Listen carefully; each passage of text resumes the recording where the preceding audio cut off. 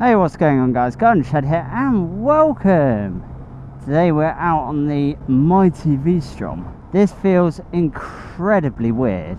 It feels completely alien, and I think it's because I've not ridden it for about a month. What I really wanted to talk about today, and I'm not too sure which roads I'm going to take, was obviously I mentioned in my Himalayan reveal video that I was seriously entertaining the idea of a Tiger 900, so I thought I'd go through why I didn't buy a Tiger 900, which is strange because it is an absolutely phenomenal bike. Yeah, it handled really nicely, the engine was nice, it didn't feel as smooth as an 800, which I actually really liked. It had a little bit of character to it. Well, I bought my Himalayan, and part of the reason for that is the fact that I could not bring myself to part with this bike.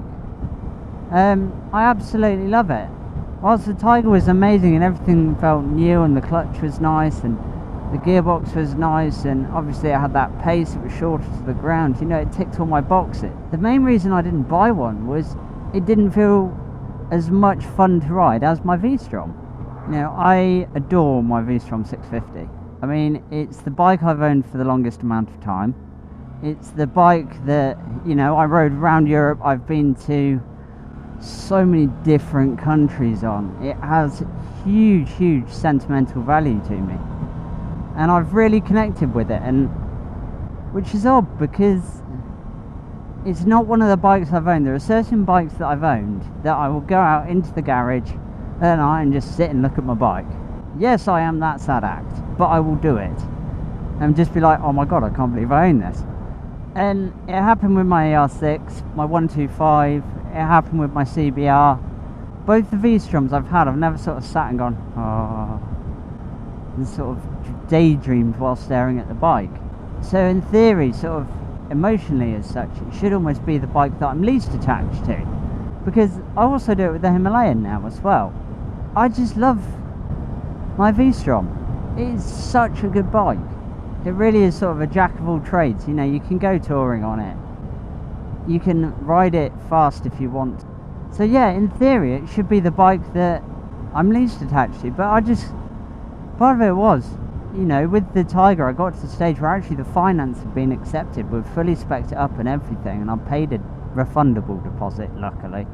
I just couldn't bring myself to part with the V-Strom. I absolutely adore this bike. And just riding it now, I adore it as well. Oh shit. So yeah, part of it was just the fact that I absolutely adore my V-Strom and I couldn't consider selling it. Sorry, it's the type of road I've been riding the Himalayan on. But the problem is, because I've been at 40 miles an hour and I've been riding the back roads, the camera is so bumpy I can't actually see where I'm going, or rather the video is just unwatchable. Holy shit. So where was I? The reason, part of the reason was I couldn't sell my V-Strom. It just couldn't bring myself to do it, and also the trade-in value was incredibly low on it. I think they offered me about $3.5 grand, which is absurd bearing for one standard the mileage of mine and similar age to mine. It was going for about $5 grand. So yeah, I definitely wasn't going to sell it for $3.5. That would just be ludicrous. The other main thing sort of involved in the decision was the service intervals. Yeah, okay, this year I've only done, what is it, like 2,000 miles, something like that, yeah.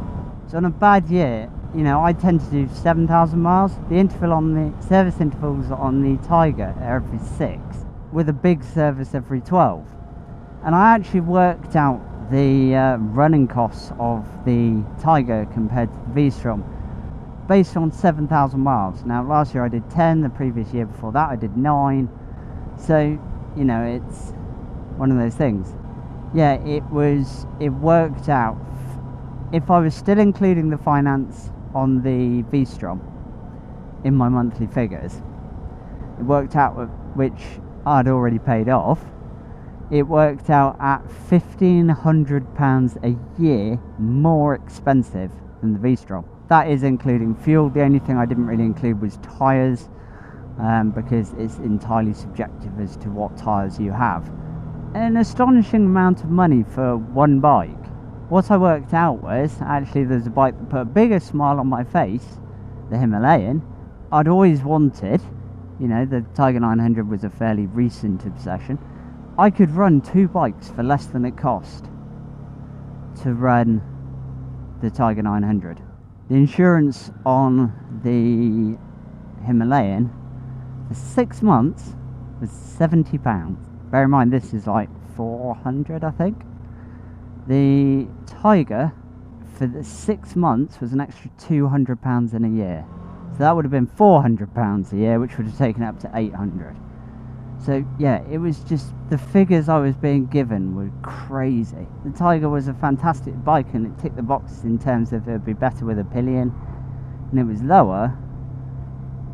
Just financially it didn't make sense, and sort of my heart wasn't in it. You know, I'm lucky enough that a bike isn't my only form of transport. You know, I've always had a car since before I've had bikes, and Hannah sold her car when moved in together because there was no point in us both having a car each. Hannah's just was not getting used, so we sold hers, and it works out really well. Okay, this year's been a bit weird, but you know, I use the car to work because it's quicker. Use it to go to the gym in the evenings, and she walks to work, so it all works out rather well. So there was no point in us having 2 cars, so obviously I'm saving money by her footing half the bill to run the car. So yeah, I am very lucky in the predicament that I'm in. I don't have children and stuff like that to expend lots of money on and things, so I'm fairly fortunate that I can afford to run essentially 2.5 vehicles. Mind you, I don't spend money on clothes and stuff like that. I think a lot of my t-shirts are about 15 years old, but I'm just selective in what I spend money on. Yeah, so those are the reasons as to why I didn't buy a Tiger 900 and I bought the Himalayan instead. Obviously I'm not on the Himalayan today, and that's because I've fulfilled the mileage before it can go for a service. It was all booked in when I bought it, but unfortunately I couldn't get service close enough to when I wanted.